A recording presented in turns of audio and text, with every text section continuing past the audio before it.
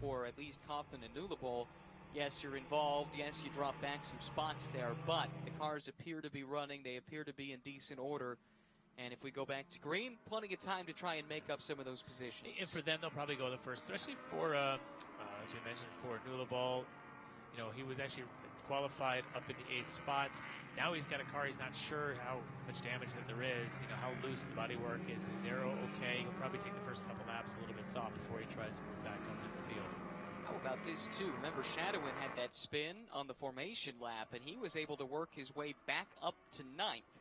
Helps when a couple of cars go off in front of you, but still had to get some passes done on his own. That's veteran smart driving, though, avoiding that incident that was in front of him, going in through 1 and to make a couple of passes before the yellow came out. Again, he's 11 starts prior to this season. As you mentioned, he's got now a couple of GTL championships to his name. Here jumping into the P2 category. He's certainly a racer with experience that he knows how to position himself. So was set to start 9th, ended up 9th after the end of the first lap anyway. No foul from his point of view. Yeah, and with the yellow flag to neutralize things, it's basically starting back where he would have anyway. So he'll take that. So as we go now into a green flag, as in a moment here going across start finish, I'm expecting as the lights are out. Yes, Iverson now is going to have Day and Ayers just filling his mirrors going into 1. Probably Ayers with a better power in the Mazda might have. It all depends on who gets a jump, but watch that Mazda powered Ayers as they go into 1, if he can get the inside position. Iverson in the Ligier with a Honda power plant. The Mazda-powered Van Diemen of Ayers running behind. Then it's Guyan in 3rd. Tim Day Jr. running 4th. Those are the 4 cars in that shot. Here we come to take the green flag. Back racing in the P2 championship race. Iverson leaves the inside open. Here comes Ayers. He's going to try and sneak up the inside, and it's 3 wide back in the pack for 3rd. Yeah, he closed that door pretty quick coming in, though, did Iverson. Ayers had a look there, but wasn't able to make that stick. Kind of ran out of real estate. Behind them, Day got a great jump initially, but then you can see Lucien Pansea ended up the winner in all 3 of those, now up to 3rd. He got a great tow. Remember, when we were looking at that shot initially, it was just the 4 cars on our screen, and Pansea came flying up, able to make up a couple of spots. He's running in the final podium position. Is there something hanging off of the back of that car? There is, yeah, a piece of bodywork there. So I don't know if at some point he made contact or if maybe just kind of came loose here just in these opening laps. But he's now right on the back of Trey Ayers, and he's going to try and not let Ayers get out. Lucien looks very racy here this morning, and then now that battle of, I believe that's Guyan and Day behind them in the 2 Suzuki-powered stores. Takes a peek there, thinks better of it, falls back in line, coming through Oak Tree, but Pansea putting the pressure on Ayers. Pansea has a career-best runoffs finish of 2nd. That came at Road America in the F1000 class. Now putting those skills to use here in P2. Been running pretty well here in P2 the last couple of years. He was on the... Let's see, he's got 2 podiums away in the past, but he was 5th last year in this class. He was 6th in Indy the year before, so he's really getting comfortable there with his Pansea. Pulls out of the line, couldn't make the move stick. Now through the roller coaster here. For the first time under green in this race, and that opening lap incident that took out the number 144 of Yates, unfortunately. That's a nice close look at the damage. Looks like the lower piece from the rear wing, the rear body element, it normally would be kind of hanging up quite a bit higher, and it's kind of swung down. I think the right side, you can almost see is still there. Shouldn't really hurt him too much. Day, right in his slipstream. He's going to go late on the brakes and is able to sneak past there into turn number 1. That was a nice move. He came from quite a ways back and was able to slip past Pansea and take over that 3rd spot once again. Yeah, the defending champ has definitely got the experience here. He was actually on the pole also in Sonoma last year. You know, again, these guys are all so close. As you mentioned at the top, it was about 8/10 covered the top 5, and you can see that they're all kind of running the same way. And maybe making a little ground as he catches some dirt there coming in the snake, but they are definitely keeping Iverson within stretch here. I think they've closed up a couple of car lengths. Ayers really caught a lot of that curve just a moment ago. You saw how it shot that car up into the air and off to the side. We'll see if it causes him to lose some momentum. Pansea, who just lost the 3rd spot, now running in 4th, and he's coming under pressure from Guyan in the number 83. Guyan wants to go in as they go into Oak Tree here. Here's a battle for 2nd. And Day able to slip past Pansea, makes the pass in Oak Tree, and The defending champ is on the move, 2 positions on this lap alone. Great shot. Look how much bigger that Van Diemen that Ayers is driving. Look how much bigger a car that is than the one that Tim Day is driving, the Store. But he's got the legs. That Mazda's got a lot more top end than the Suzuki's going to have, and that's why he's able to pull him down these straights. That's letting Iverson leg out a bit of a gap here. But the late braking of the lighter car that Day's guy's got the position on this as well. Great job by Ayers to not lose any more than just the one. That's great racing. Again, that shows the strengths and weaknesses of the 2 cars. You saw Day get the better late braking going into Oak Tree in the lighter car. Ayers, though, pulling down the straight, and then Day at the end of the straight. So this is going to be a great battle as they make speed very differently.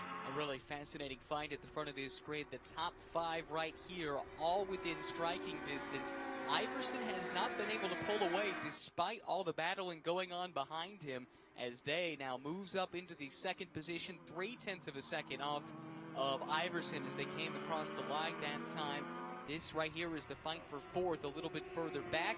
Pansea is still trying to hold off Guyan. Guyan is very racy right now. And look at the back of the wing there on Pansea, the right side. Kind of moving around a little bit. But you watch, they come up the S's. Day is going to be all under the back of that Ligier of Iverson.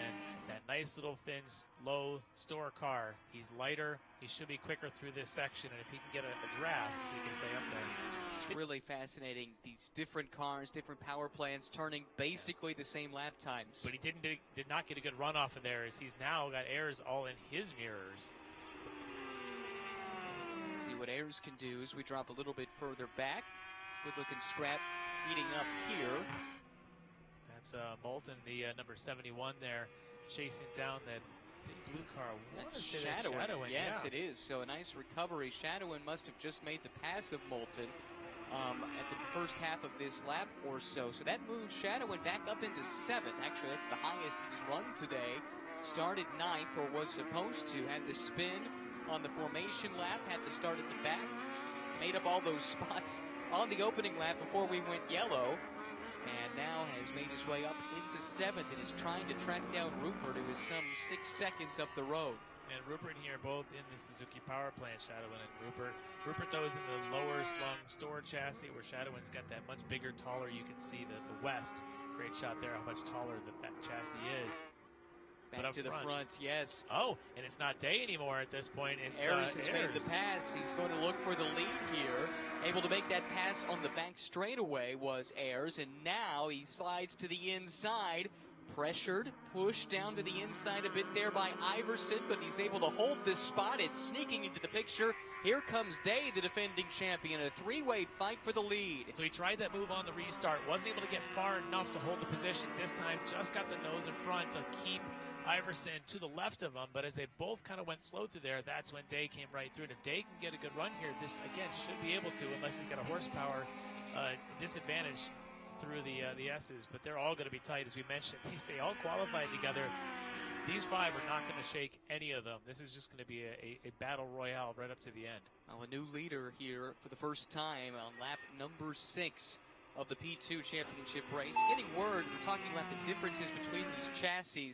The weight difference, the Ligier checks in at around 1,500 pounds. The Van Diemen, 1,325, and the Store a further 200 pounds less at 1,125 as we have a spin. That's Guyan at the 83, who was running right there with the leaders. Right at the Oak Tree, and I didn't quite see it. I wonder if maybe he was sort of in the lower, the further back of those 5. If you start get brake checked, or if you kind of miss your braking point, you go deep.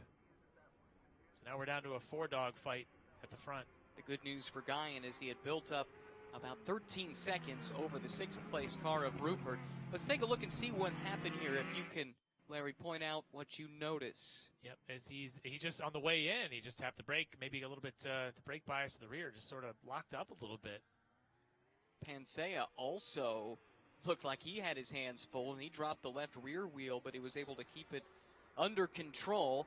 Up here in the fight for 2nd, this is Iverson in the 4, trying to keep Day behind him in the 8. You got to be careful to not let Ayers run away here. The only odd thing here about Ayers, especially, not only is he driving that Mazda, he's the only one in the field on the Pirelli tires.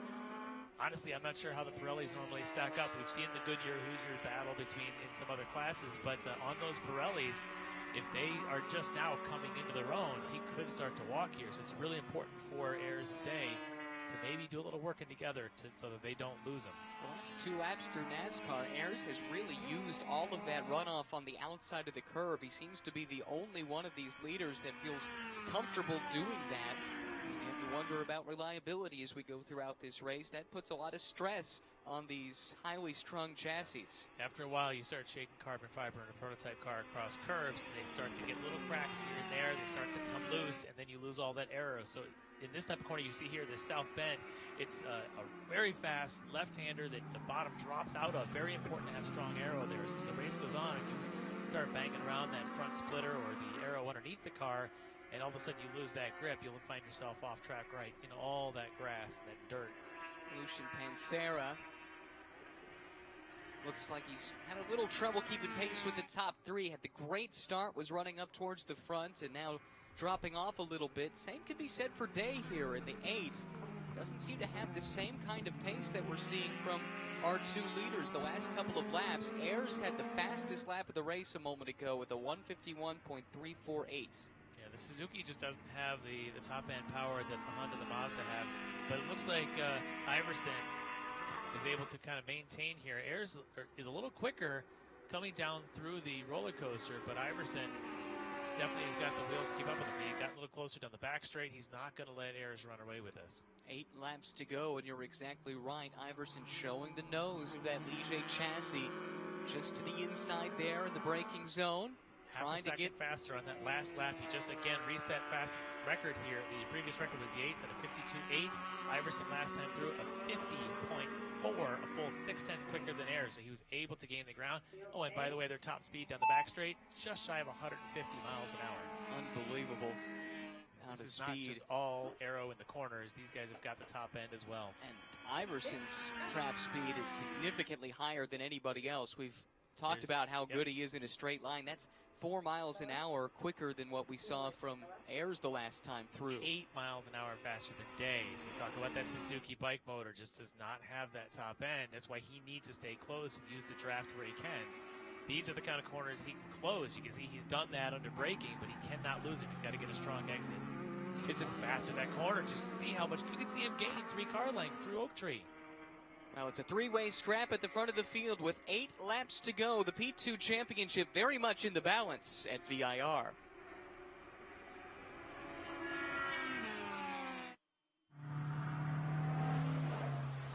Janice.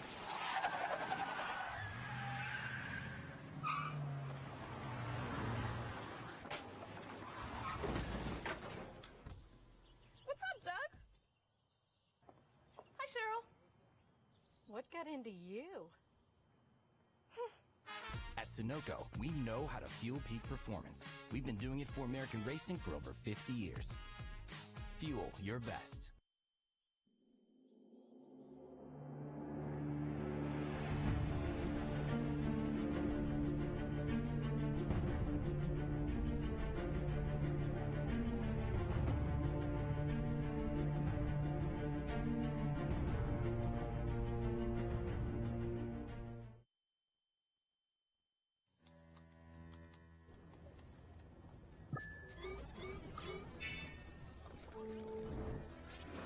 Isn't it time you connected to something greater?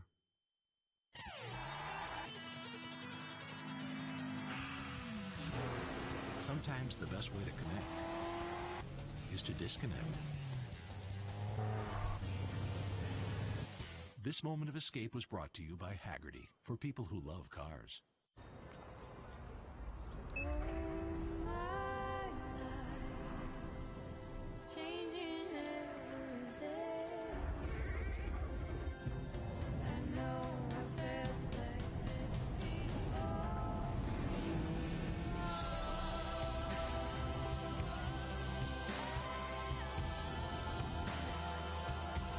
Experience the reimagined Mazda 3.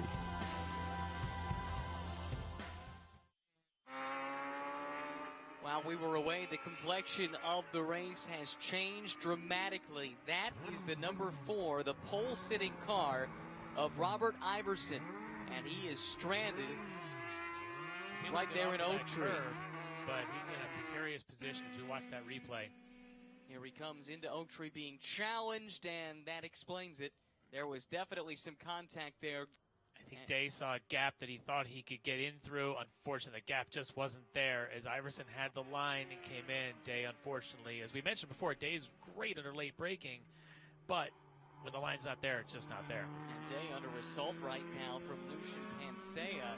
Pansea's car still showing some scars from some of the early race altercations.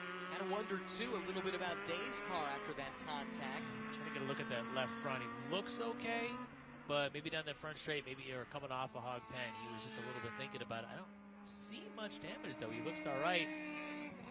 As Iverson, I think, has gotten rolling again. Looked like he did get moving. He's dropped down to 6th on the timing screen, but has not come around to complete the lap just yet. So as soon as we know where he's running, we'll let you know. This is the fight for second as it stands, with Day racing with Pansea. So a little word on Ayers. I mentioned earlier he's on those Pirelli tires that no one else is running on. Actually, it's the medium compound Pirellis, which are decent for durability. The word is that when they go hard, and then they just fall off. So we'll see if in a 15-lap race, if they stay around just long enough. Well, Day holding that second spot right now from Pansea. We were keeping an eye on the trap speeds while we were in break, and that car in particular just doesn't have the legs, as you've been talking about, down these straightaways. That might give Pansea the chance, but you do have to wonder with some of the damage to the back of that car, does that add a little bit of extra drag? Does that hurt the top end speed for that car? I think for Pansea it does. You look at that end wing plane element there on that right side, it's just bouncing around. It's all over the place, and and then the other piece there along the lower left, all that just creates drag on what's already a horsepower limited car. So this is Iverson. He is back up and running, and right in the same spot where he had the problem the last time around, he's able to make a pass there. He's past Moulton there. Yeah, that moves him back to 8th. So going from battling for the lead to now just trying to find a way back into the top 5. Doesn't have a lot of time to do it. Less than 5 laps to go, and he's about 4 seconds behind the next car in line. Maybe a little bit more than that as he tries to get up to Kaufman. And then Shadowin's a further 3 seconds up ahead. Rupert's kind of running by himself in the 5th spot, with Guyan, who had the spin earlier, by himself in 4th. So the best fight on the track right now is between Pansea and Day for second. Ayers has nearly 3 seconds in hand over Day at the moment. Had to feel for this guy, though. Great lap in qualifying for Iverson in this Ligier car. Led the bulk of the early portions of this race, and really no fault of his own. He ends up demoted back into the field. Yeah, that was unfortunate. Again, not his fault. Able to keep going again. Great move there to get past Moulton in the last time into Oak Tree, which is the same place where he just got bumped, and you start to get in your own mind of, should I make this pass? That was just tried on me, but he's able to make that stick. But up at the front, it's Greg Guyan, actually, who probably is the fastest car on the track right now. He's all by himself. He's 10-12 seconds back behind the Day and Pansea battle, and he's 20 seconds ahead of Rupert, but he is flying around here right now. He is turning in some really fast laps. Unfortunately, he's got 13 seconds or so to make up if he's going to chase down Pansea running in that 3rd spot, and with only 4.5 laps to go. It's a tall task, to say the least. The math doesn't quite add up at that pace, at least. This is Greg Guyan here in the number 83 car. Had a chance to talk to him earlier in the week. He's owned this car for 5 or 6 years, he said, and wanted to learn this track, so he came out here in April, and we all know that that was a rain-affected event. And learned really, how rain tires work on this car. and not much else. So I think when the forecast was at least calling for the chance of some rain today, and we weren't sure when it might come, he was one of the ones that would have been pleased with that development. And apparently, whatever the development did, rain or shine, he has just reset fastest lap of this race at a 50.2. He now owns the first and third sectors. That second sector's got a lot of top end. Probably not going to do that if he doesn't have a drafting partner, but he's in the low 50s, a 50.2 right now. Unfortunately, in front of him, though, is you've got Day and Pansea running in mid-50s. They're just not leaving any chance for Guyan to have the opportunity to move up to that podium. Yeah, they're setting personal bests lap after lap. But they're catching this guy. Exactly what I was about to say. Ayers has lost lost a couple of seconds each of the last few laps. He was only he lost 9/10 of a second today. See it the in last the shot. time, and yes. Day is now right there. They'll be coming down the roller coaster in a minute. That makes all the difference in the world if you're the chasing driver. You can see the car you're chasing, and you can see visually you're closing in. It means everything. Suddenly you just get a little bit more hungry when you can see your prey out in front of you. And now he knows he's faster down the roller coaster, the lighter car. A little off the apex there as he turns into it. But he is just hungry. He wants to get up there. Now he's confident that the car is undamaged from the incident back there with Iverson, and he is on the move. Well, one thing to keep in mind, this is the potential battle for the lead, but there is something that's going to be adjudicated most likely after the race, and it's because of this contact. At the time, this was the fight for second with Day and trying to find a way past Iverson, and it didn't end well for Iverson, to say the least. Day was able to continue on, no worse for the wear, and not quite sure how the stewards are going to see that one. But all that Day can do at this point is forget about it. Right. Do his job and drive the rest of this race clean and let the stewards do what they have to do. At this point, he's not the single quickest, but he's right there, quickest on the track. He's now only a second and a half behind Ayers as they're going up here through the S's. And behind him, working through some of that traffic now, is Pensea. He really got losing caught sight. out. He's by losing the sight traffic. today. Yes, and not a whole lot that can be done. I think that's Clark that they're making their way by. Is that Frank right? Clark there, I think, in that Marlboro-colored, the white and red Van Diemen. And that's one of those parts of this track that you really can't go side by side, and you can't just disappear. You can't hide if you're being lapped as much as you'd like to get out of the way.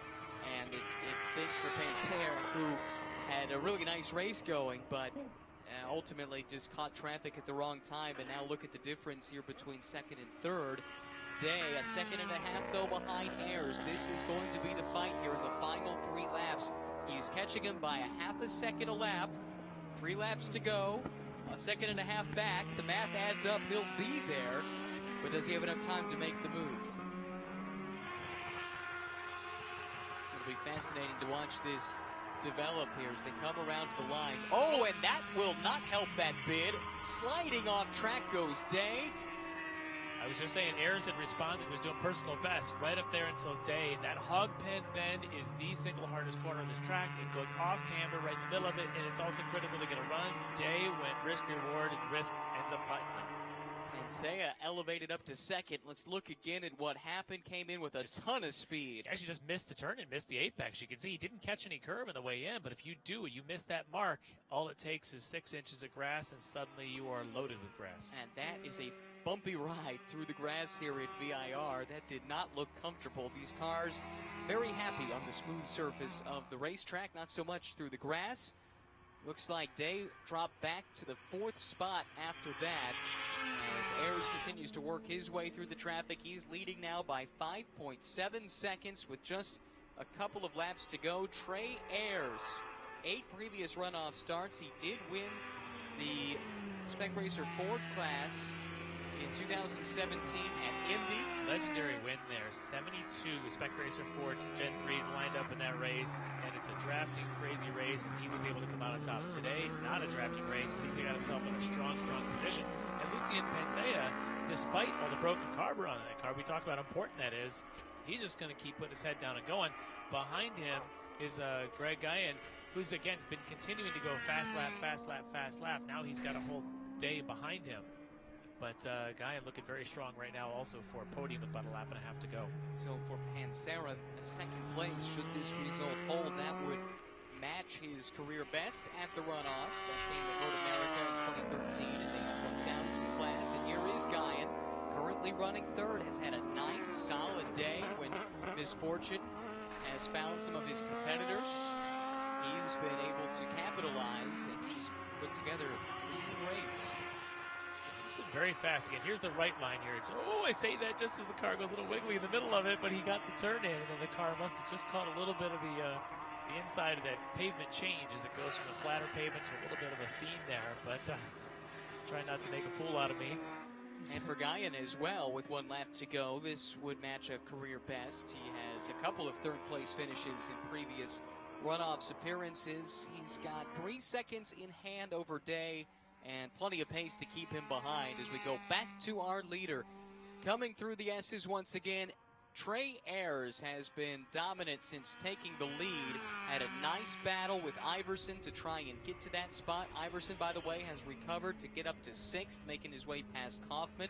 But this has been a solid effort from Ayers, who picked his opportunities, got to the lead, and hasn't looked back.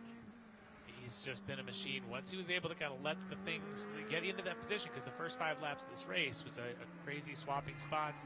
Once he got out in the front, he let the fight behind him take each other out, and he just put his head down and went.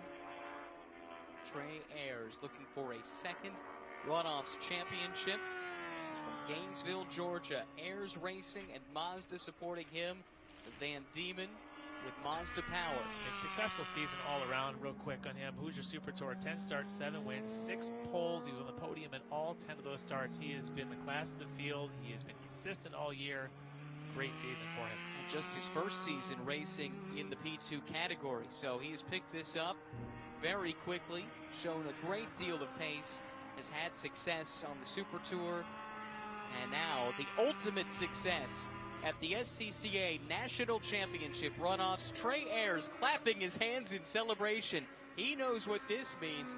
Fist in the air, twin checkers out. Trey Ayers is your national champion in P2 in 2019. Lucian Pansea comes across the line to finish in 2nd, matching a career best for him. And here is Guyan. Also matches a career best. His third place finish at the Runoffs. Does it in P2 at VIR. Yeah, that's going to be a really happy podium. I feel bad for Iverson with that incident there. He's able to maintain and get himself back up. Looks like it's going to be a 6th place finish for him, but certainly being pole sitter, that's not where he started out and wanted to be. Well, Trey Ayers showing the benefits of experience. 8 previous appearances at the Runoffs. 8 previous starts, I should say, at the Runoffs. And able to navigate through a challenging start. You mentioned it was a really fascinating battle in the first few laps. 5 cars all within about a half a second of one another, swapping spots, working the draft. These cars are not identical, and so having to judge the relative strengths and weaknesses of one another, and he comes out on top. He does, and just kind of stayed in that mix. Just kept going and going. The tires seemed to be fine. He managed the car very well. Let the other guys, I think, made a great pass going into 1. Right after the restart, he tried to make it on Iverson, didn't. Next time by, got just enough car to get in there. That seemed to be the moment that changed his race for him. Looking at the rest of the running order, Day came home in 4th. Rupert did take 5th. Iverson charged. He got within about a second of Rupert, but will have to settle for 6th. Kaufman shadowing. Nice recovery from him after the spin on the formation lap. Moulton and Colburn. His 45th runoff start. 45th runoff start for Colburn. The veteran out here, I'm told, I think it's 39 consecutive runoffs that he's started. Brings home a top 10 in P2. That's a very happy veteran here on the 25th anniversary of his last podium back in the old days at D Sports Racer. And it's his 26th career top 10. You're right, this is 39 consecutive runoffs appearances. Love to see that kind of dedication, and it takes a special event to engender that kind of dedication. It speaks volumes. This is something that every club racer and everyone who aspires to be a club racer wants to be a part of. Yeah, a lifetime club racer. Again, it's a club, it's a family, and one of those families that's going to be real happy today is going to be the Ayers family here coming in the front, the top step of the podium for Trey. Trey Ayers in victory lane. He'll have the gold medal around his neck in just a matter of moments. Tom O'Gorman is down pit side, and as soon as the helmet is off, Tom will speak to our champion. Gold medal coming in.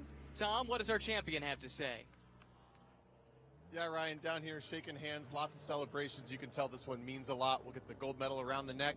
Trey, we've talked to you here in years past in other classes, but first one in P2. That one was a race that had a lot of different phases. Tell us about it. Oh, it was rough at first. As I said in the beginning, I set it up for the long haul, and it was rough at first. But we made it work at first and stayed in the hunt, and then put a little pressure on some folks and got in the lead, and I just put my head down and drove from there.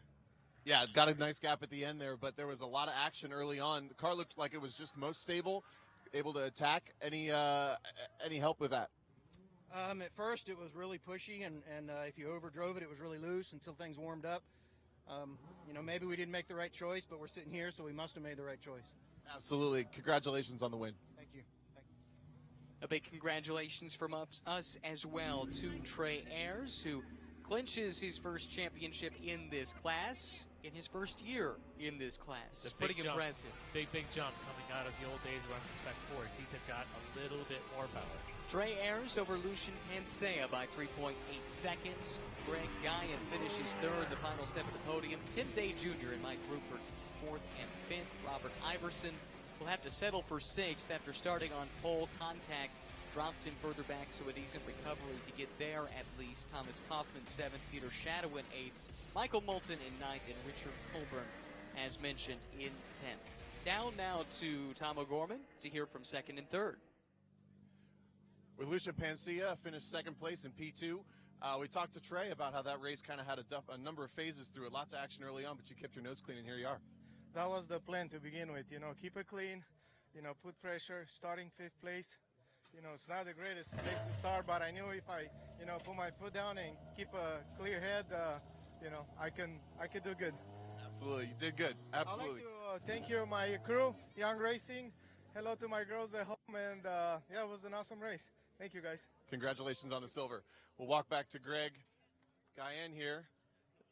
Greg, a little slip up early on, but you got your chance to rally. Really fast laps at the end there. Yeah. Congratulations on that. I thought I could run fast lap times. I wish I could have gone even. I think I could have gone even faster, but just wasn't quite my day. I mean, I'm happy with the third, but I got a great start and jumped ahead, and then had a terrible restart and lost it right back. So, but I'm on the podium. So, it's a good day. On the podium. Congratulations. Thank you very much. Yes, congratulations indeed to all of our medalists. We see Ayers now taking that coveted victory lap with the checkered flag in hand. He'll be savoring this one for a while. Yes, he will. He is that first one in the 72-car Spec Ford field that he had at Indy. Feels good, but jumping into this P2 this year and rising right to the top of the gold medal. What a year for him. Here's a look at the start. It was the four of Iverson starting on pole. Ayers battling him through the first couple of corners, and then the contact that brought out the only full course yellow of the race. Yep, those workers did a great job of cleaning that up. Let us go green very fast, and this is what we had was Ayers in early on. He was talking about how loose and tough the car was on cold tires. Once it warmed up, he was able to make his move to the front right here on the inside into one. And what a move it was. Changed the race, and he was able to just walk away from there. Took the lead for the first time on lap number 6 and did not look back. Tim Day Jr. always in the mix. That's him making a pass right there on Ayers. He was a busy guy, and he had a lot of hand in the outcome of this race as well. And this was the reason. Unfortunately, he saw the move here, thought he could make it, got late in the brakes. And for Iverson, unfortunately, bumped him back and wasn't able to finish higher than 6th. Knocked him out of podium position. Here is Day. He had his own wild ride a few moments later.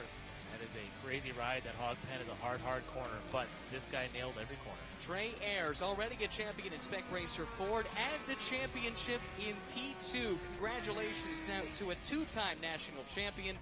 Trey Ayers able to get the job done.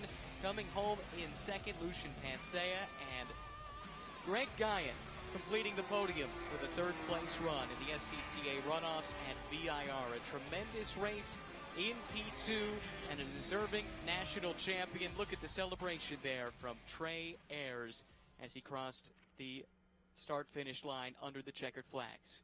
That's it for us here from this P2 race. Our coverage presented by Mazda. Congratulations to Ayers. The rest of the podium as well from the 56th running of the SCCA Runoffs at VIR. I probably need new tires. You do. What if they sold tires online?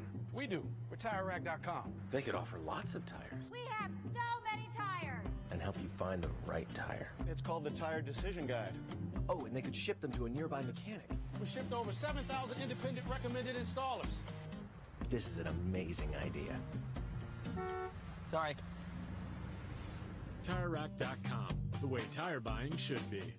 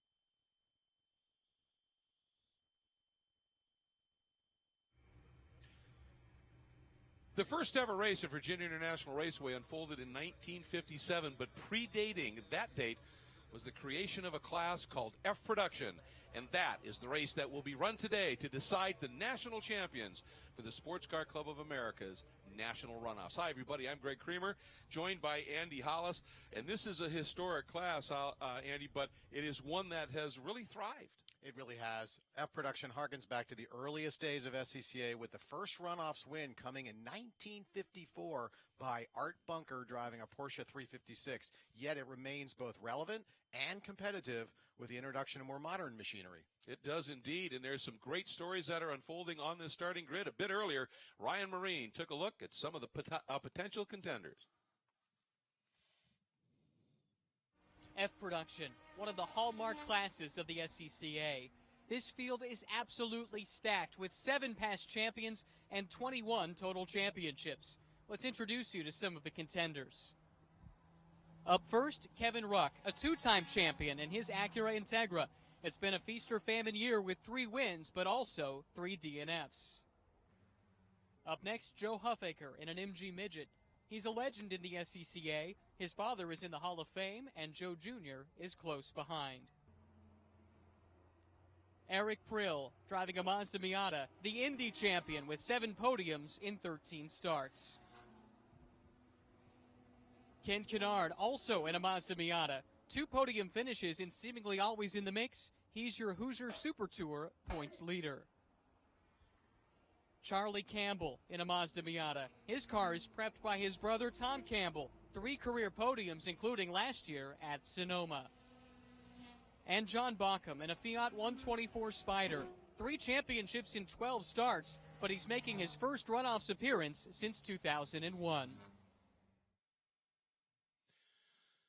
I'll tell you, a tremendous amount of history, a tremendous amount of success in that lineup that Ryan was just explaining to us, and a lot of those guys right up near the sharp end of this grid. And at the very front of this grid right now, third member of our broadcast team, let's welcome in Hayward Wagner.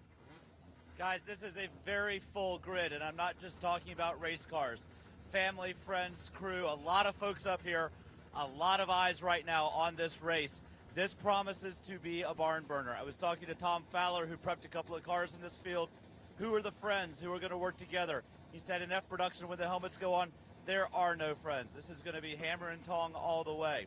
Charlie Campbell sits outside front row. His best finish of the runoffs ever is a 3rd. He's qualified 2nd today beside the Indy chap Eric Prill. I asked Prill if the change in weather conditions, it is cooler today than it's been at any point in time when these guys are on track. Is that going to affect his race? He said that these cars make enough power, make enough heat in the tires. He doesn't think it's going to be a factor, but noted that it will affect everyone the same. Kevin Ruck is 3rd, 2 championships for Ruck. He's also on his 2nd engine of the week. Doesn't love the engine that he has in the car right now. He's gone with the hard tire up front. Everybody else is running medium softs. He's on hards up front to try to make sure that he keeps the Acura underneath him for the duration. Last note, Joe Huffaker qualified 9th. He has never qualified outside of the top 5 at the runoffs before. He did not get a great feel for this track early on, and he was involved in an incident in that car in the GTL race. Crew worked all night to get it put back together. He likes that race car a lot. He will be learning this track as he goes. Great stories. Obviously, you see a legend like Huffaker that far back. Tells you just how competitive this class is. Yeah, I talked to Joe this morning, and he didn't feel like qualifying really represented the pace that the car has in it. A number of times they were out there, yellow flags, and certain corners and things slowed his pace. He was not able to work his way to the front in the way the qualifying system works over 3 days. You really need to be coming out of the grid near the front in order to put down those good, clean laps.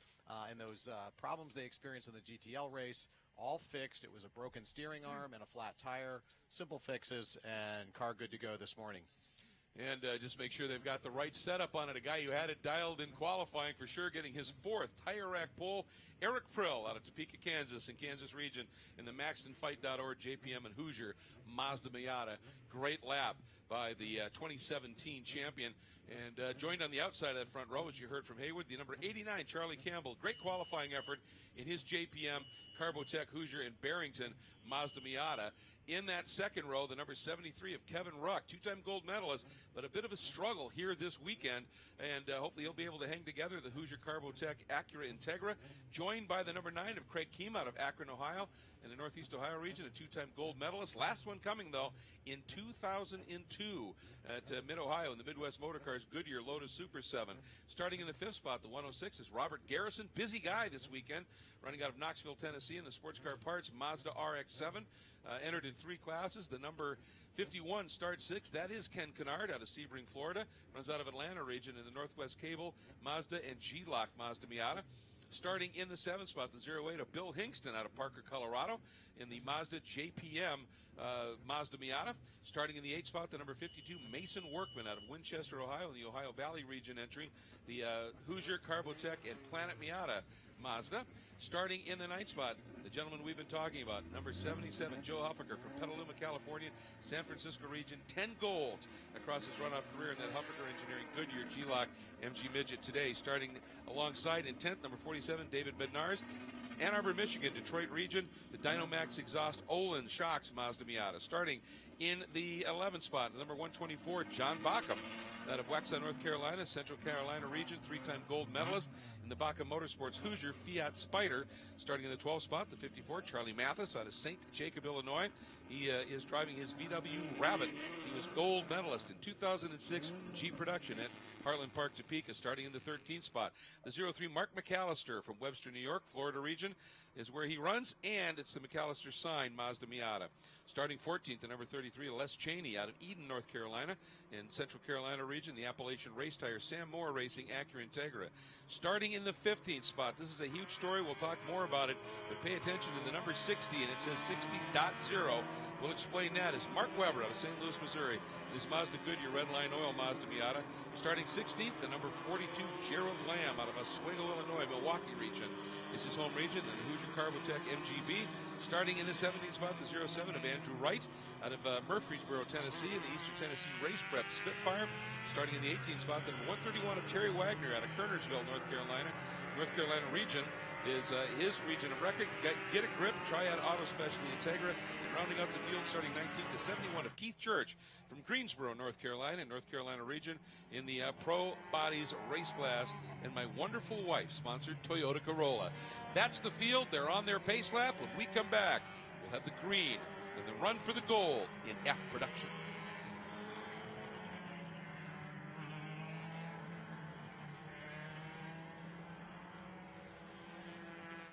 Interesting dynamic in terms of some of the weather that we were looking at. There were a lot of teams that actually expected there might be rain already today. It's held off, but you stuck your head out and got the best weather report you can and look upward. I sure did. Clouds are forming. We've looked at the radar, and it's coming, but we don't think it's going to come on this race. But what has happened since this morning is temps are actually back down, but more importantly, humidity is up. The air is really, really thick right now, and so while the temperatures will help these small bore cars make more power, the humidity will take it right back away. So those guys running in the smaller motor cars, some of the old little British cars, the horsepower deficit that they run at, they handle better, but they have a horsepower deficit. This is going to hurt them, where the more modern machinery with the larger motors are more likely to do well down those straightaways. Well, they're working through one of the key corners on this track. Again, 17 turns, 3.25 miles in distance. And it's got 3 timing sectors, but you can really split it into 2 different halves. The last sector and the first sector, except for that front straight, twisty, technical. Yep. The rest of this track, even through those S's, for these cars, is near flat out. It sure is for these guys. All through those upper S's. Oak Tree turn, the key turn there, because they can be flat even through South Bend, where most of the bigger cars have to slow down there a little bit. But Oak Tree turn, a key braking zone, and then a key acceleration zone. So you've got to brake late in order to keep people off your tail, but more importantly, you've got to get right back on the power for that big, long straightaway down Madison Avenue into turn 13 and turn 14 at the top of the roller coaster. These cars draft well? They draft some. I mean, they're not a big frontal area being punched there, especially something like Huckefucker's car, super narrow. And that's one of the reasons why I can get that higher top speed. Did you just see that? Kevin Ruck stuck his hand out the window, gave a thumbs up to Craig Kima. The two of them, they're fierce competitors, but this is a paddock full of comrades and friends. And they just looked at each other and said, let's have some fun today. It's runoffs time, and we are just about to go for the green. Both.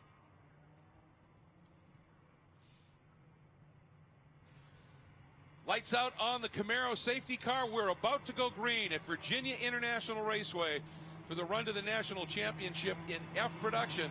The silver and red Mazda of Eric Prill on the pole. The white similar livery or similar car along the outside of Charlie Campbell and the rest of the field. And this one is going to be a blast. 15 laps to determine your national champion on a cool and thick day here at Virginia International Raceway. A late green. There it goes. Oh, and look at the run by Kima. He was back. He timed it to perfection. He is around Campbell, and we'll see if he's going to be able, that light car ought to be able to outbrake those two Miatas down into turn one. Prill going in really deep. Kima giving him a little bit of room. Did not want to turn in and have contact. But what a start by Kima up into second. Yeah, and that's his best shot at this. His car, his advantage is in the handling sections here, and that first segment really benefits the performance on the handling of that car. Unfortunately, had a little trouble in the braking zone on those cooler tires. That medium soft compound needs a few more laps in anger before it's going to come up to maximum grip. I think Kennard may have just got down inside of Ruck as well. He did, I think, and has moved his way through. So Kennard on the move early as well. Through the snake, they call it, out of turn 5. And now making that run. Here's where they climb into the upper S's. And all that little bit of battling behind him has given Prill a little bit of a break. And boy, he's loving it. Looking at his mirrors right now. He is just going to check out to the extent that he can here as those tires come up to his speed. Ooh, big battle starting to come, though, as Kima getting hounded by Campbell there in the back. There's that key entrance to turn 11. You let it float out, and you've got to get out of 12 where the old Oak Tree used to be and onto that straight well. Ruck running just a little bit wide, and behind Ruck is the number 106 of Robert Garrison. We talked to him earlier in the weekend, and he was going to run that car. Oh, a problem in the early going here. Trying to pick the number up on that machine. Looks like maybe the 03 of McAllister. Perhaps. And here you notice the difference here. That is the more modern car. It runs in what we call the limited prep specification versus the old school Caterham 7 there, which runs full prep. So those motors in the older little British cars, those are highly tuned. Oh no, Joe Huffaker unfortunately pulling off the track there. Maybe that incident from yesterday not fully repaired, perhaps some undiscovered damage, shaking his head there. His day is done. Well, this is a team, and you look at that car, that is a team that prides itself as the 71 having a moment and going off as well. That's Keith Church. But they pride themselves on having those cars massively well prepped, and Campbell going after Prill for the lead. And so for Huffaker to have that happen will be very frustrating indeed. And taking him out now, issues have taken him out of 2 runs for a national championship. Another car running wide in the background and throwing up a huge plume of Virginia dust as Prill, he knows that Charlie Campbell is for real here today and putting the pressure on. And we have a full course caution in the early going. And I'm guessing where Huffaker ended up, the stewards looked at it and said, yeah, that's just not quite right. But watch this moment here for Keith Church. Yeah, just under braking there, perhaps locking up those rear brakes, a little bit too much rear bias. Maybe the tire's just not up to temperature in the back versus the front, and goes skating off to the side. So early under a full course caution here. There sits the 77 of Huffaker. And yeah, that's exactly why now. He stayed in the car, and I think that's smart because if they can get the EV crews out there, hook on, get him towed out, this could be a fairly quick cleanup, and we could get back to green flag racing here at Virginia International Raceway in F production.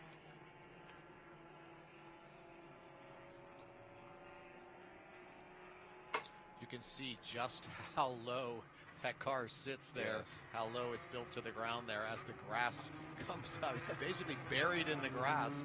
That grass was recently cut.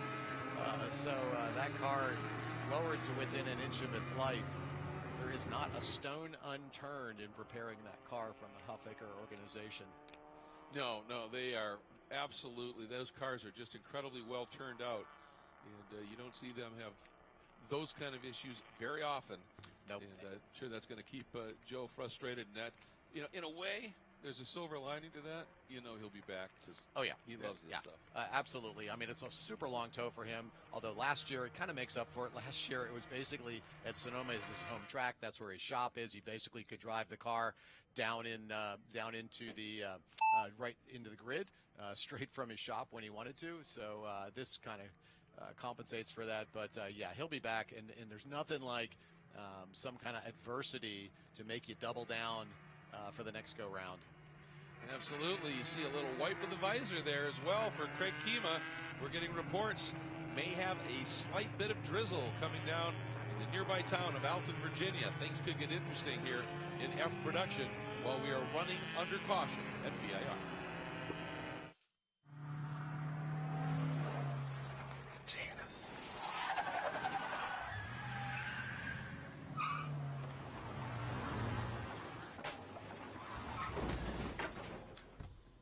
What's up, Doug? Hi, Cheryl. What got into you? At Sunoco, we know how to fuel peak performance. We've been doing it for American racing for over 50 years. Fuel your best.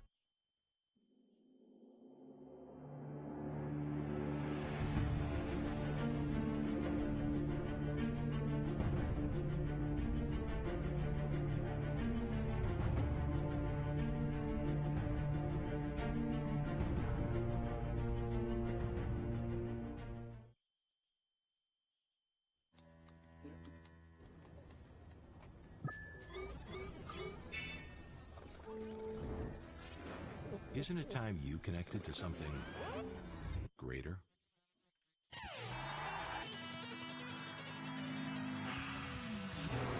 Sometimes the best way to connect is to disconnect. This moment of escape was brought to you by Haggerty, for people who love cars.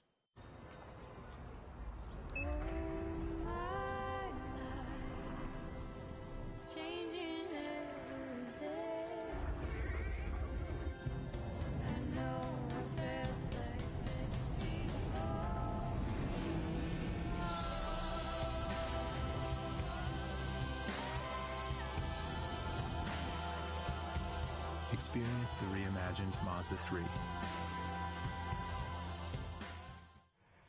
And welcome back to Virginia International Raceway in the 56th running of SCCA's National Championship Runoffs. Our coverage today presented by Mazda. And we are gathering things up, hoping for a green soon. But Hayward, I think there's some other stories to be telling, right? Guys, it is drizzling now. We do not have a dry condition here on the front straightaway any longer. You can actually see it falling here on the fire extinguisher. We are officially in a rain race. All right, and what that basically means is if you started on dries, it's up to you to decide if you want to come in and change them. What I'm curious about is, did anybody think, you know what, it might be coming? I'm going to roll the dice, put on some rains, and hope it comes and move through the pack. Yeah, based on how everybody was driving earlier, there's no way anybody was out there on rains earlier on. Just because if you start in a dry condition on rains, you're off the pace immediately, and so that did not happen. What the other interesting development here is under this full course yellow, again, these guys running that medium soft compound. There are softer compounds available that some of the guys ran during qualifying, but nobody put them on the car here for this race, expecting it to be dry. They wanted tires to have towards the end of the race. Full course caution cools those medium soft tires off. So when we come back, not only will it be wet, but you're not going to have as much grip out of your tires at the same time. And guess what? What does rain do to a tire? It keeps cooling it off even as you're running it. So this is going to be super challenging when these guys get the green flag. That's a really good point. A lot of people don't realize that. Yes, you've got the channeling in the tires to get the water out, but the grip is still made by heat. And that's why a rain tire tends to be incredibly soft and gooey, so that it will heat up like that. And that's why they, if it doesn't stay wet, if you start on them, you're in some real trouble here. So it's going to be interesting to see how this restart plays out. Lights look to be out on the safety car, so we should be going green flag here. And I'm guessing we are now in tiptoe territory heading down into turn one. Yeah, this is going to be do or die down into turn one for these guys. They just don't know what to expect now when they get down there, and this is what championships are made of, is how you deal with this kind of unknown condition. Absolutely, and for being the first guy as the leader into those areas, sometimes you'd rather be following right now, and you can reference. We'll see what Campbell does. He gets a good roll into the throttle, though. Prill a little bit ginger on getting to the throttle as we head down, and Campbell working that outside line. Now, Prill has been able to go pretty deep on the brakes and be able to make it work. Oh, a big wiggle there by Garrison. The 51 of Kennard is locked up, spun to the inside. Everybody trying to take evasive. He's gathered it up and continues, but that was just dampness. And heading in, here we go. Prill still under attack from Campbell. Yeah, one of the things we noticed there, if you saw that outside patch on turn one there, it's a sealer that was put down, and it's much grippier there than the regular pavement in the dry, but it's the exact opposite when you get a little bit of water on it. So those guys trying to pass on the outside, not going to work there anymore. Big wiggle by Ruck, and now the 106 of Garrison. What a start he has had to this race. He's worked his way into third, and Ruck losing a little bit of ground with that big wiggle, then the pack behind him. Quick word on Garrison. We had talked to him earlier. I was about to tell a story. He entered this car in E-Prod as well. He qualified really well in this class. He's actually the track record holder here. And he said, yeah, I think I might just bail on the E-Prod because it looks like we've got a shot at F. I'll say he does. He's up into third. Yeah, no doubt. That's a great decision on that part because, these prod cars, they are true sports cars, but, and they're a little bit fragile. You don't want to be running it when you don't have to if you don't think you have a shot, and this is his best shot. Great move.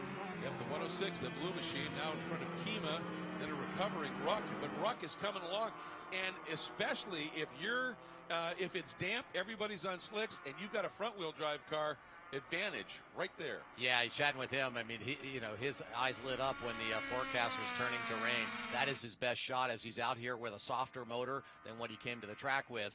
They had to replace that motor early in the week. Then he had some overheating issues. Finally got the thing sussed yesterday, cruising through the paddock just to make sure everything was uptight. Cleaned it off this morning and said, okay, here we go. Well, one of the cool things is, as well, if you've got a little bit of an off motor, as he takes a look at the inside of Kima in wet conditions, it almost serves as an unintentional traction control because you don't have quite the torque, you don't spin the tires up. That's right. It becomes a bit easier to drive, doesn't That's it? right. Watch him motor down here past Kima. Down the straightaway, that car with the good power. You were talking before about punching a hole in the air. Not getting much off that 7 of Kima with the big frontal area of Ruck. It looks like Kima, that left front fender has folded up. Oh, indeed. Yep, it has dropped back down again now, so it's just a matter of the arrow on the car. Oh, and they touch. Garrison and Kima have a touch. I don't think Kima realized Garrison was out on his shoulder. I think you're right, and just kind of moseyed on out there trying to use that extra track width, and unfortunately that real estate occupied by another piece of machinery. And suddenly for Ruck, we thought he might have an opportunity when the floodgates open, but in that one, just the gates open for him. He's up into third. No doubt about it. Couldn't believe his luck at that point, and he is just going to put the bit between his teeth and keep it going. Well, a couple of guys now that are just going to have to dig deep is Garrison. We know he's got speed. Kennard behind him. We know he's got speed. Had that early off. And in these conditions, don't count out that orange VW of Mathis. He's very comfortable in these conditions as well. Yeah, that VW, the only one that looks a little different. It's not a true, quote, sports car. This is the Sports Car Club of America. It's why production is such a key cornerstone class, because these are true sports cars, both of bygone eras as well as current eras. The VW, more of a sedan, hawk hatch, whatever you want to call it, but the rules makers able to get parity amongst all of these different types of vehicles, and it's a wonderful thing to behold. It is indeed, and watching him run. Let's go back, take a look at what happened down in, well, first of all, here's Prill. Here it is. You see Kima coming in, Garrison running wide. I think Kima thought he cleared him, swings out, and they touch. Ruck is able to slice through. You can see Kima hand up, flipping the visor up like, what's going on here? But Garrison was able to stay put around the outside. So anyway, up front, it is Prill and Campbell that are opening that margin up, with now Ruck sitting in third.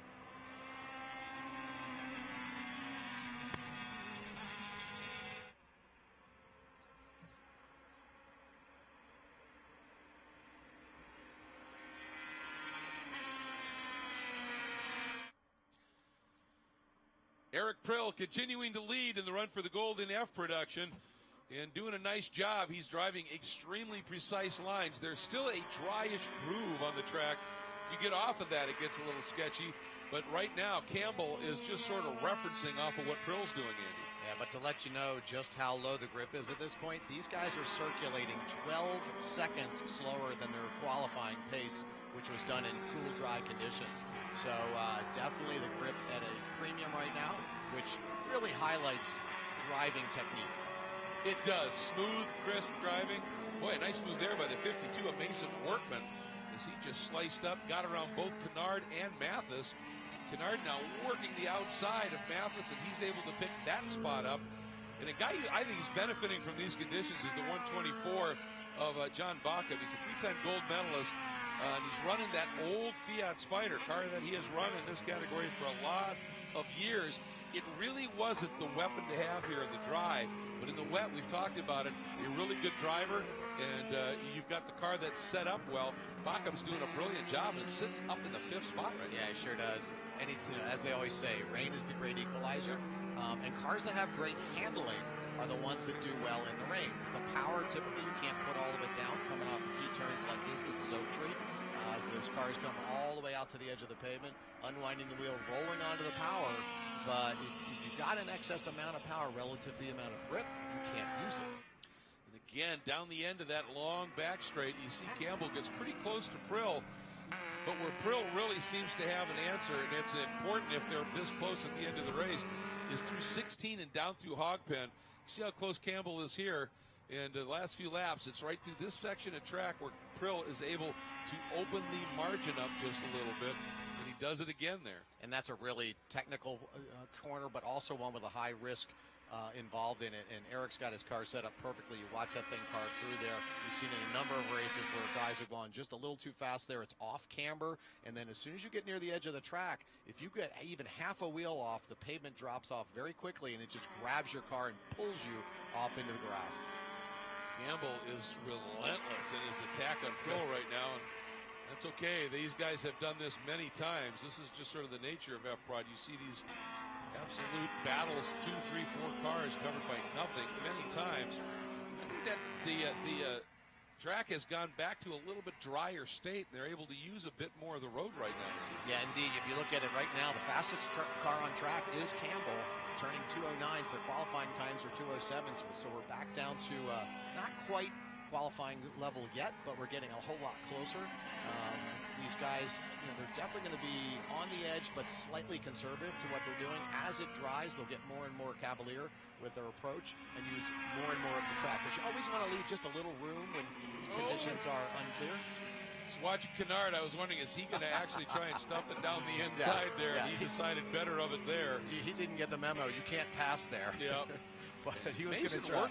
Mason Workman in that silver 52 has really got himself a good run going here. Started 8th, has stayed right in the hunt, kept that car on track, and now, even though Garrison was able to sneak back around and now back into the top 5, Workman got some work to do to keep a hungry Ken Kennard off him, though. This is one of the great things about SCCA Club Racing. There's always a battle to be had somewhere. Even if you're not battling for the lead, you're battling for 4th, 5th, 6th. How about this battle? 9, 10. There is the one for the lead, and he's got in front of. Campbell has gotten in front of Prill. We missed that. Yeah, it was that long, long run, and he seems to be getting out of Oak Tree Turn 12, but he's right in that draft and just made it work. In the previous couple of laps, you could see him probing, looking to figure out what advantage I have. Here we go.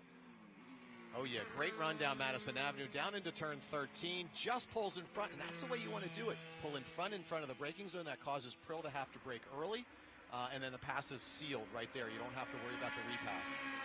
Now, Prill, that great run he gets down through Hogpen and through the 17th and final corner, gets him up alongside. Now, it's a matter of, does he try and keep it on the outside? I think he decided there, nope, going to square up, come back underneath, and tuck in. And again, with these conditions here, not always the worst thing in the world to settle in behind somebody. Oh, yeah. So you can watch their brake light flash, you can see what their car's doing, and say, you know what, I've got a spot here where I can do something. Well, not only that, but you can get in the guy's head. If every time he looks in the mirror, he sees your bumper, and maybe on one side of the track or on the other side of the track, he's got to spend 10% of his brain thinking about you and not thinking about going fast in the forward direction. Look in the background, and Ruck staying within about 5 seconds of those guys. But every time he runs a lap that's a little bit quicker, they respond as well. Yeah, oh, Campbell really using those curbs. Yep, Campbell consistently in the 209s now. Where Prill just a little off, although you can see sections where Prill's car is faster. Here up through those upper S's, he catches back up. Now this was the section where Campbell was very, very quick into Oak Tree. Eric moving around a little bit under braking. And I'm expecting Eric to try that same repass. Let's see here. Oh, yeah, see, look how Campbell gets off that turn really fast. Yep, I thought Eric had a nice run, but Campbell is just getting that power down very well. Yep. Prill will close a little in the slipstream, but not enough to pop out and make the pass attempt into 13. I don't think. Well, he's going to probe. He's going to try it. It's a matter of now out-deeping him into 13. And nicely done. He actually got back in front. Campbell moved left in order to try the repass, but did not get that opportunity. I could see these guys doing this every single lap down that back straight, because whichever car is in the back is going to be able to get past right there. And that's where you want to be on that last lap. You don't want to be the guy in the front on that last lap if you have equal machinery, and it appears that these guys do. Right, and right now, although Campbell getting through there better, he's obviously learned after following Prill a few times through 17. He's now figured that line out, and he gets a pretty good run as well down into turn 1. Who's going to have it by the exit of this turn? Watch for Campbell to try the cut under here. Prill covers that beautifully and continues to lead here as we are past halfway in the run for the gold in F production at VIR.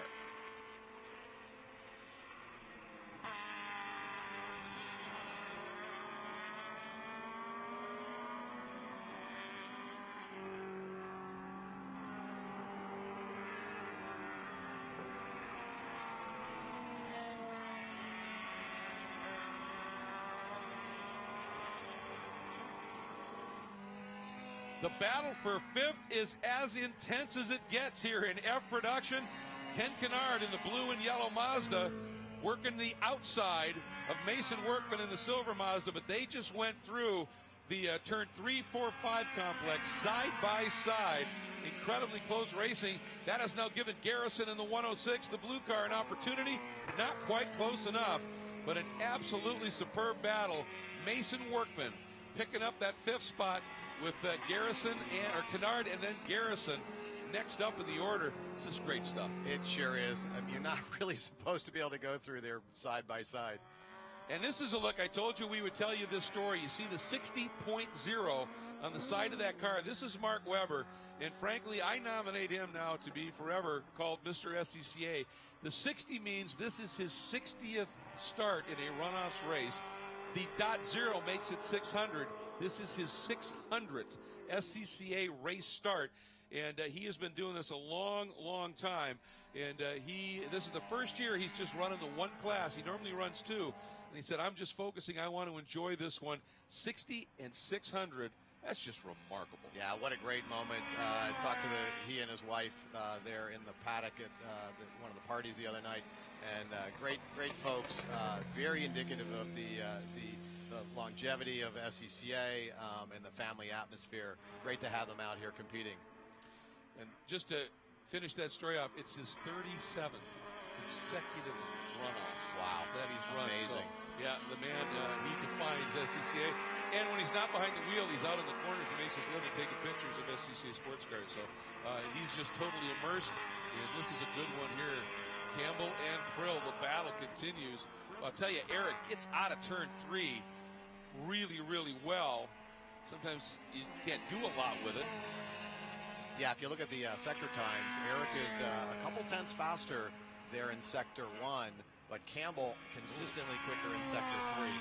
Interesting move here by Prill. He got that great run through the snake and able to sneak through on Campbell before they even get into the climbing S's. That was pretty. It really is. This is great stuff through there. Nice early turn in there from Eric, anticipating the rise and fall over each of the crests of those turns there in the upper S's. Looking for the inside move here, maybe from Campbell? No. Well, you notice going through turn 10, it was, what you call it, South Bend? That's right. Watch, oh, this could be a big moment. Oh, you never want to see that. You never want to see that, where you've got that back marker traffic moving at a much slower rate of speed, interfering with the battle for the lead, but it could have been a moment there for Campbell. He looked like he was taking it the worst. Prill seemed to have seen it earlier. Yep. No, but look at this run now. Campbell right up along the outside. That was Terry Wagner, and it looked like he just got 12 long a little bit, which overslowed him even more. And Campbell is now sliced back through and picked up that race lead. But I was going to say, through turn 10, you notice Prill giving himself a little bit of breathing room. He's got about 3 feet to that exit curb. Campbell's right up on it. Yep. And you get onto that exit curb, it could be a rough ride. But I wonder if Eric is saying, if I need it, I'll use it later. But right now, I'm doing okay with that little bit of room. Yeah, and one of the things we've noticed about Eric's car is watch it under braking. It'll nose down a little more than Campbell's car, so he's probably running a softer setup, and what that allows you to do is get over those exit curbs without it upsetting the car, allows you to get that power down a little sooner if you really need to. Again, we've seen this move tried over and over and over and over again there, and it just not seem to be working in the current conditions. I will say, though, that we're down into the low 209s now. Still not quite at qualifying pace, but things looking like it has dried off significantly at this point in the race. I also wonder if down into turn 1, if Prill isn't working a little setup move, he keeps running the outside, maybe Campbell's going to keep feigning left a little bit, and then on that last lap, he just dives to the inside. Exactly. You never know. That's a smart thing to do. You probe, and you get it in the mind of the other guy that this is what you're always going to do there. Yep. And then one time you surprise him going the other way. You set that move up. You sell him the dummy. Yeah, absolutely. But and you know, that move earlier coming through the snake when Prill got through on Campbell, did you see that time Campbell eased over left just a little bit? Yeah, and we're going to start seeing that where the guys are going to anticipate the other guy's move and feinting over just to block that. Boy, what a comeback drive by Garrison. After getting involved in that off, he has now fought his way through. He's passed both Kennard and Workman and moved back up into 4th. That's the track record holder here still holds it. Nobody's gotten beneath that 208, 659 he set in 2017. But he is putting together a race today. Yeah, no doubt. That's a great drive there in these conditions. Ruck still sits in 3rd, about 7 seconds, let's call it, behind Campbell and Prill, and he's got about 5 seconds back to this group. You'd think if Kennard and Garrison now would work together a little bit, see if they can run Ruck down. They got to start doing it pretty quick, though. Yeah, as always, when you're battling somebody, the two of you will move backwards in the field, either into the clutches of those behind you, or certainly away from the folks that you're really trying to catch in the front. By the way, nice run here by the 47 of David Bednarz as well. That's that second silver Mazda right behind the 52 of Workman here. He has worked his way up from outside of the top 10 into the tail end of this group, running in 7th right now. Workman got the run on Garrison here.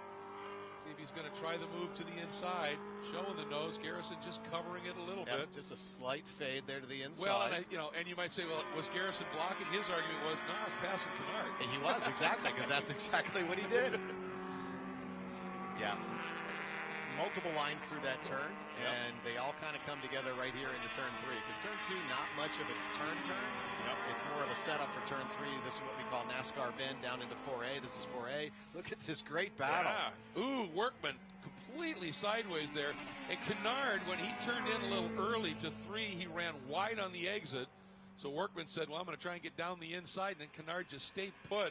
And Workman had to tighten that radius up. And it suddenly had that back end swinging around. And now Bednarz is in maybe an opportunistic spot here to be able to do something. What a great scrap this is. It sure is.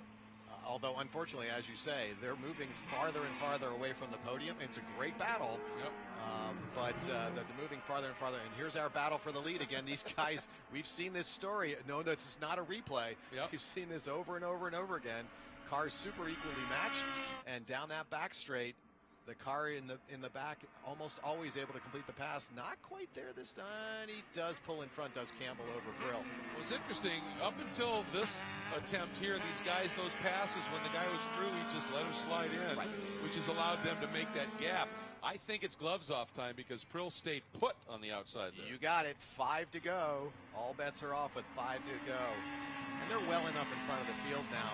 Good, almost 10 seconds in front of Ruck, who's there on that podium, the third podium position, that they know that they can do it without any issue moving backwards to the third place. Battle continues at the front in F production here at Virginia International Raceway. Every lap, it's a different one of these two that is leading, and we are now into the final 3 laps at VIR.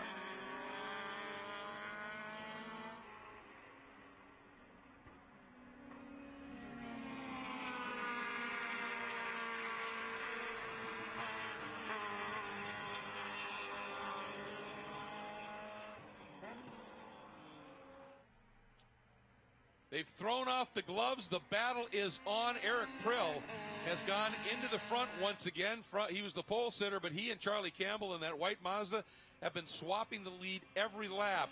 And that last time, right before we came back from break, through the turn 3-4 complex, both of those guys had the tail wagon as they are dropping the hammer. Oh! Right there, Garrison and Kennard having a battle, and Garrison ended up dropping a couple of wheels big time as he's trying to get back around Ken Kennard. This is the battle right now for 4th, 5th, 6th, and 7th. And Kennard has claimed 4th spot back. And like the leaders, they keep changing and swapping positions every single lap as well, although they have chosen different places to do it. Instead of the straights, they're doing in some of the handling sections of the course instead. A little bit offline run there by Garrison. He got a little bit out of rhythm up through the climbing S's, and it's cost him momentum. You can see Kennard going away, and it's allowed Workman to try and come up around the outside. He's able to stop Workman's attack, but it's given Kennard some breathing room. Yeah, and one of the things we've noticed here, now we're down into those 208s from both of our leaders. Definitely the gloves off. 208.689 by Campbell there, the last lap, the quickest lap of the race. No, I take it back. There's a 208.3 and a 208.2 now from Prill.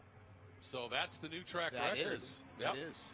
And that time you can see Prill willing to fight just a little bit down into the roller coaster and probing it just a little bit. We'll have 2 laps to go here as they come by start-finish.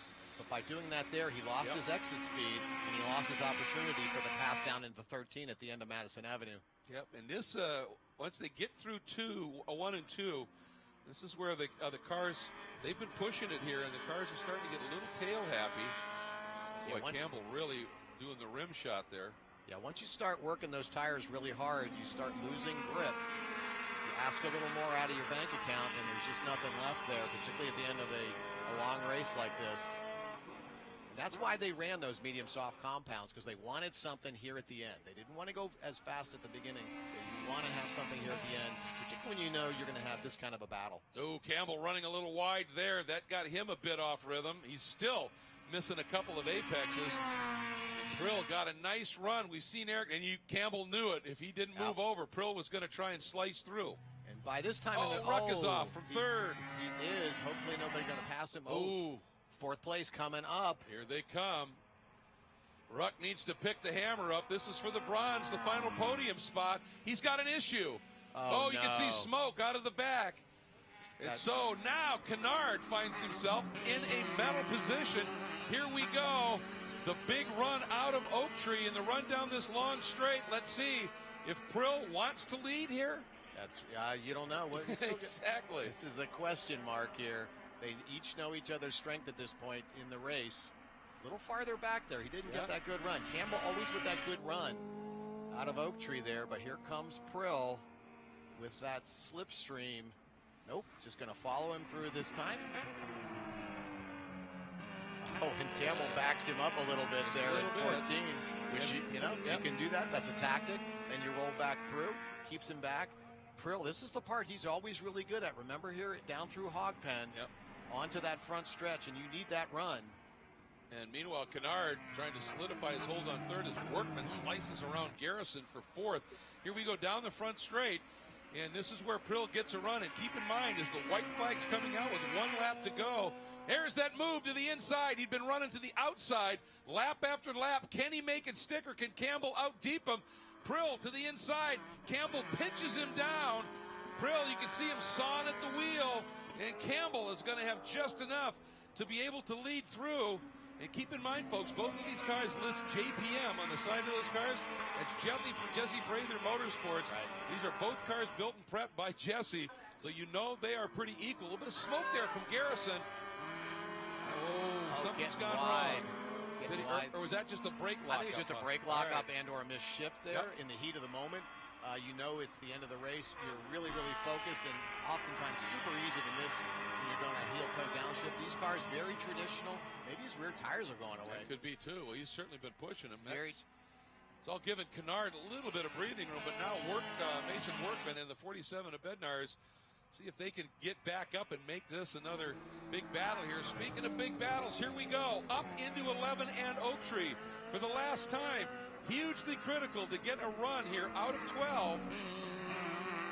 Sounded like Prill got the throttle a little bit sooner. Campbell bopped to the outside, dropped his tire. That'll cost you momentum. Yeah, and as you noted earlier, Prill normally was not going over that exit curve. He used all the exit curve, all of the pavement on the outside. Here he comes alongside. He knows how to execute this pass. Can he get back in front into turn 13? And he does. Shuffles over. Yeah, now will Campbell try and do something desperate here? He's certainly not going to do that, and we know that Prill right in this area can carry some speed. Campbell almost got to his bumper.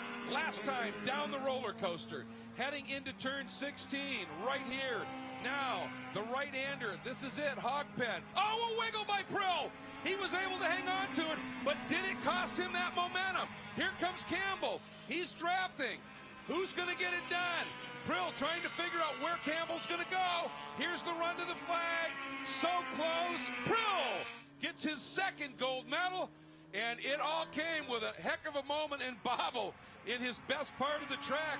Meanwhile, here we go for the battle for the bronze, and Kennard has enough room and is going to be able to come through and bring it home from 6th to the bronze for Ken Kennard. What a story for him as well, with a beautiful drive right at the end. And Workman, Bednar's, and the 106 of Garrison, 4th, 5th, and 6th. But look at Prill, look at that hand pump. Very, very special for Eric Prill here at the runoff.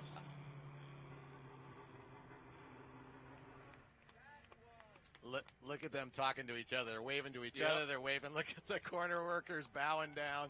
What a killer battle. Huh? What a killer battle between the two of them. Just spectacular stuff. And believe me, those flaggers out there, that's what we live for when we're sitting on a corner, is to watch a race and a battle like that unfold. Yep. And did these guys deliver? They did. And that's one of the best seats in the house is being on the flag stand. That's one of the benefits that you get for volunteering to be a flagger and serve the sport like that, is you get that front row seat. Nobody else can be any closer to the action than you are, and it's a wonderful thing. Yeah, that is absolutely true. Oh, Eric Still. This is going to be a great interview in pit lane. Yeah, with those guys. Super excited. And he knows all these guys on the corners, too. Sure, working in the SCCA office. Yeah. These are all his friends, his buddies, his associates. But no guy works harder both for the sport, for the club, as well as in his driving. Absolutely, absolutely. He is. Earlier in the week, when I actually spent some time in the corners, he was out. He did his morning jog to the corner worker meeting, so he could say hi to everybody and get his exercise in. He's full on commitment, and you feel for Charlie Campbell, don't you? I mean, this is his 4th podium at the runoff. Still doesn't have that win, and but he has certainly shown the speed, the ability. He's going to get one here at some point. But on this day, on this weekend, Eric Prill pole, and the thing is, pole to win, right? You look at it and go, oh, okay, was that really that good of a race? Yeah, there was probably a lead change every lap. And in fact, if you look, best time 2:08.0 for Prill. On that knocked a couple more. Used those 3 feet at the exit 10. He did. We saw that, and you saw that. early on. He was banking that for and sure. That's part of the strategy of it. Don't show all your cards until that last lap. When you know you've got somebody like Campbell that's equally prepped, got equal motors, got equal handling. That's what you do. It's all about that wheel-to-wheel racing. It is indeed.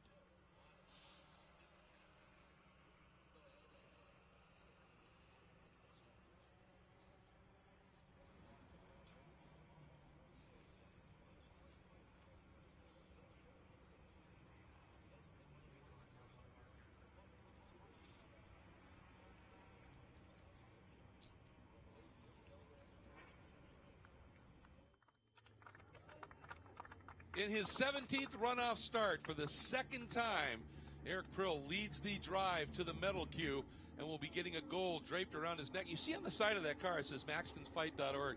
His son Maxton has been dealing with pediatric cancer, and it has been a fight indeed. They call him Supermax. And Supermax ran in the street or the foot race that they had last night here, and Eric Prill was at the finish line to greet him, to greet his son with wife Robin. I think this is going to be a very emotional one for him. And for these two guys, what a battle did they put on? Phenomenal. It really was. And Eric took last year off after having won at Indy to focus on other things, and here he is back again and back to the top step. And off comes the helmet, off comes the balaclava, and that means a gold medal will soon be draped around his neck. I'm pretty sure this is going to be an emotional one, Hayward. Eric Prill getting the gold medal, the hat, the Hoosier neckwear going on. Eric, your words to me on grid were, I'm trying not to get too nervous. How nervous were you? Full course caution, yellow flags, raindrops. What was going through your mind? It was slippery, and I was nervous. I didn't want to be the one to spin out in front of the pack and get collected. And those first couple laps after that, we were kind of skating around and just testing the grip. But once the tires got hot, the Hoosier tires stuck to the track for the rest of the race. So, man, that was the best race I've ever had. And Charlie, that's the best race I've ever seen Charlie drive. It was just so much fun. That's how these should be. Last lap in Hogpen, it looked like you had a little bobble. Was there a moment there? Yeah, the car was stepping out. I mean, we were driving qualifying laps there at the end. And did you know you set a track record on the very last lap of the race? Not surprised, because we were pushing real hard. Charlie wiggled a little bit coming out of Oak Tree, and it gave me a good run to get by him. And then I just tried to hold him back. But, yeah, I wiggled a little bit coming out of Hogpen. And I've seen a lot of photo finishes here this week. I didn't want to be on the wrong side of that photo finish, but just this one feels so much different. That Indy was so great, but this one is just, I'm ecstatic. Brian Stevie wants to know where you're going next. I'm going to Shacktown. Absolutely love it, and you can just hear the emotion there, but just the passion for it. And when you have a race like that, that close, that intense, never a touch with a guy the caliber of Charlie Campbell, and you finish 20 seconds clear of a guy the caliber of Ken Kennard, that's a good day. It sure is. And remember, these are amateurs. These are not guys that do this for a living. This is something they do on the weekends and all like that. With that kind of respectful, super clean driving, no grubbing at all. That was a textbook example of wheel-to-wheel racing. No question about it. Absolutely superb. Let's get back down once again to Hayward. Charlie Clark, I know you wanted that top step, but how important is it to you to run this race completely clean? Oh, it's extremely important. And to run with Eric like that and not touch each other and just, I mean, that's probably the best race I've ever had in my life. It was great. And as I come across the finish line, the first thing that came to mind was, you know the old saying, the second place finisher is just the first loser. I don't feel that way. I really don't. It was a heck of happier if I'd have won, but I'm just about as happy with second too. That was one awesome race. It was a heck of a battle, heck of a drive. Congratulations on the silver. Thank you. And we're going to grab our third place finisher, Ken. Come on up, Ken. How many times, Ken, did you give up on hitting the podium on this race? Oh, too many times. Probably like 15. But I've had the podium a few times, so I'm happy to be here again. I got to thank a lot of people, OPM for prepping the car. Tom Fowler and his whole crew are doing a great job. Hoosier tires were awesome all race. I was diced until the last lap without a choice. So we were just happy to be here. G-Lock brakes, Mazda Motorsports. I just can't say enough. It's been a great year. Congratulations on a podium here at the Runoffs. Thank you. Well, remember, in that first turn, that back end stepped out, and he skated through and spun, and he had to fight his way back and ends up with a podium. That was a great drive. But I have to agree with Charlie. There's no way after a drive like that where you were swapping the lead with the guy who eventually won every lap of the race. That's not first loser stuff. That's almost co-winner. That was brilliant stuff. Yeah, there's no losers in this race at all. And how about Kennard, Workman, Bednarz, and Garrison? Yep. That battle in early, it just looked like they were battling for fourth. Would they know that turns out that was actually the battle for the bronze medal? Yeah, absolutely. Just special indeed. And look at that crew that's packed into that car. Robin, his wife, right up in the center there, enjoying this moment. This is what you race for, is this lap of honor at the Runoffs where you get to drive around with that checker flag flying. Absolutely remarkable. We were all looking forward to F production. It lived up to what it was, and it all started with Craig Kima getting a monster run, and had he been able to just out-deep it a little bit more in that Lotus 7, who knows what may have happened, but Krill from the pole was able to sneak through. Charlie Campbell quickly got back through on it. Then we had this little moment here, the 106 of Garrison staying on the shoulder, and I don't think Kima recognized he was still there. That little touch, and off they went. Yeah, Garrison gave him racing room, but so it had to be where Kima just didn't see him there. And these guys battling back and forth It was all about this turn here. It's all about getting, that was the moment where we had that back marker. That's right. Yep, that allowed the 89 to come by, but then you saw Krill late in the race able to get that move and get it stuck around the 89 of Campbell, dropping here into the roller coaster. Campbell getting real close. But watch, they came down through 17, and there was a little bobble by Prill. He was just able to save it, and he ended up claiming his second gold medal. I probably need new tires. You do. What if they sold tires online? We do. We're TireRack.com. They could offer lots of tires We have so many tires. and help you find the right tire. It's called the Tire Decision Guide. Oh, and they could ship them to a nearby mechanic. We shipped over 7,000 independent recommended installers. This is an amazing idea. Sorry. TireRack.com, the way tire buying should be.